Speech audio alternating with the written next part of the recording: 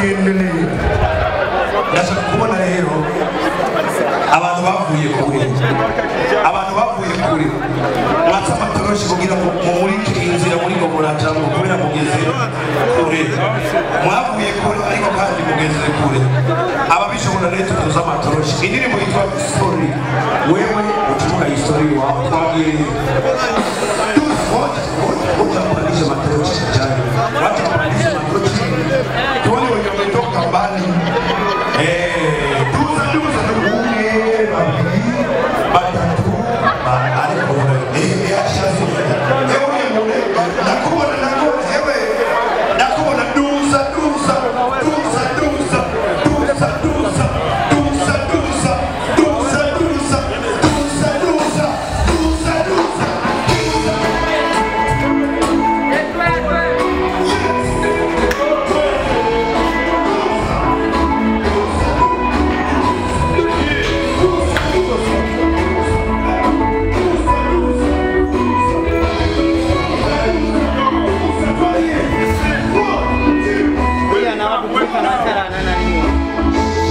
Welcome to the Fighter Production. Tumetoka mbali, sikiliza history. Yes, tumetoka mbali, sikiliza history. Yes.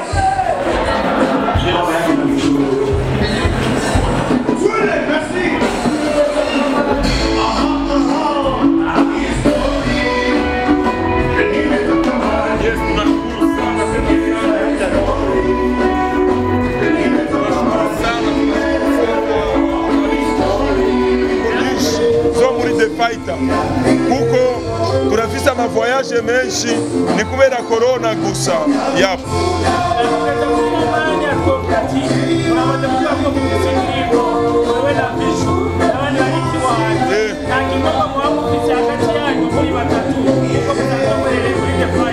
oya uyarachari umushasha dushaka dumuwe ingufu kwanza apambane ye peke kubera je natanguye na Vishu ariko muri 5 years ubu niyo twakoranye collab ifo apambane kwanza ye peke aone game inacheza aje after niyo umuntu urashobora kuvuga reka dukore collab na difficile ariko ubu ni ndirimbo za difficile kibazo cyanyira hano bese bawe ni difficile ariko bice kuri Fighter barabaza ati mbega niye gitera koresheje ko arabariki benshi bafite amatara kandi benshi cyane mbega difficile bayabaye rokite ko ari kiti yawe cyane ko bamubonye ko iyo cyane mu Kiswahili bavuga The Fighter inatafuta mwanamuziki hapana msanii. Liko tofauti ya mwanamuziki na msanii. Sasa huyu ni mwanamuziki anaimba na anapiga gita. Sasa The Fighter dushaka talent amwe na discipline ibyo bintu bibiri. Huyu ni mwanamuziki usio msanii. Kuri difficile wotugira ibintu bibiri kandi kubona The Fighter Production baterekana ikemo wotuzyarifitira mbere y'isarode ijambere cyo nuko jewe kugira ndayijemwo twaraganiriye icambere twaganira cyari kuri contrat bamaze kwinyereka narayishimye isibe kwishima gusa avuga ati ubu ndashobora gukorana na The Fighter Production kubera contrat bamaye mbona yuko inyorohereza atakibazo na kimwe kirimo. Ikindi naco nuko nababonye bonyene hagati yabo donc nabantu bari direct ore kuza bampenda bambwira ibintu byinshi banyemeza ngo sizogukora. Oya nabindi kabisa nabindi biteramo ubu dusigaye gusa gusohora back to back gusohora indirimbo nshasha ni nyinshi sana ariyo kuntu urashobora kuduga kuri stage abantu bakavuga soka ibindi sinzi ndabivuze gute reka ndabivuge mu Kiswahili. Ibindi ni kuvuga hawezi akapata tena shida kwa sababu zamani tulikuwa tukipiga show watu wanatuzulumu pesa sababu wendo artist wendo manager ariko ubu afise management ni mufugana na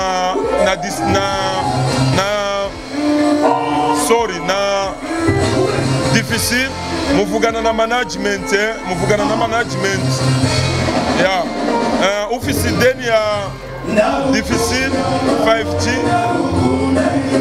management niyo iria iyo deni kuko mbo dunia mzima hakuna msanii anaongea na promota umuntu wagwaye show uramurungika kwa manager hapana umusani ya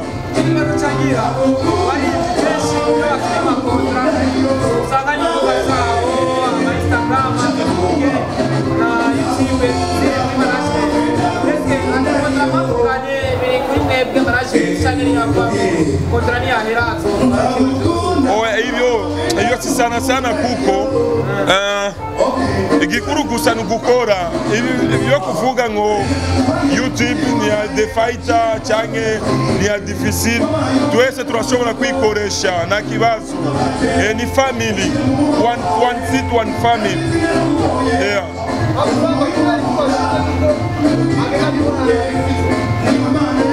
Okay.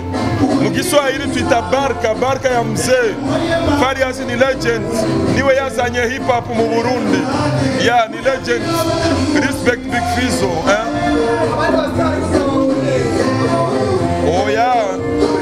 yagiye kwa abajya ba DJ Runtown yagiye kubaramutsa abanyamakuru DJ Chento n'abandi ni benshi sinababonye sa jena tumie bose nabwiye bose welcome kabisa kandi nashimye kubona Kizigenza wa hip hop mu Burundi ari muri na generation zitatu zose aracari iyo Big Fizzo ni sawa ego ya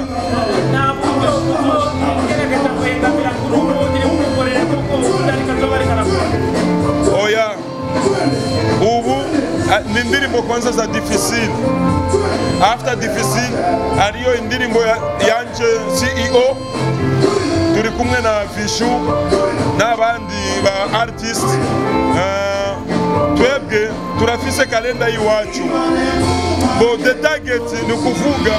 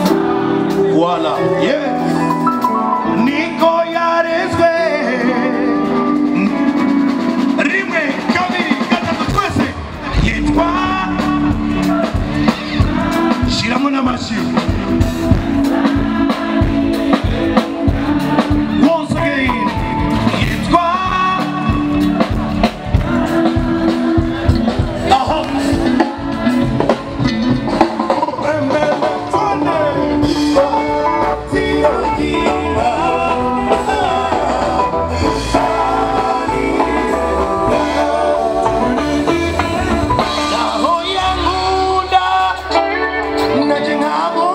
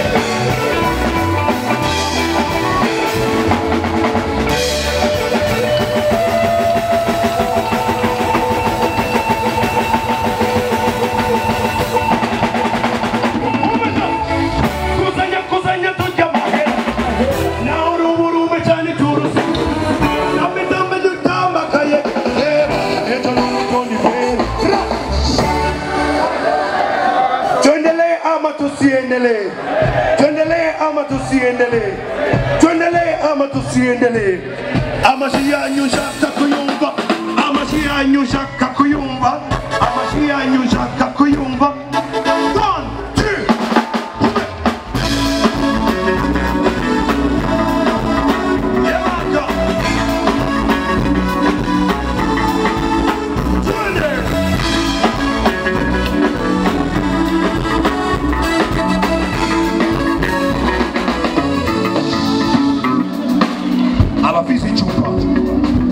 abafizi chupa mugire arasante, abafizi chupa inzoga mugire arasante, tuendelee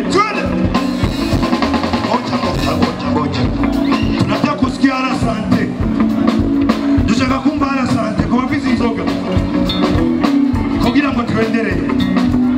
Aha yebaka Prosper umeze neza.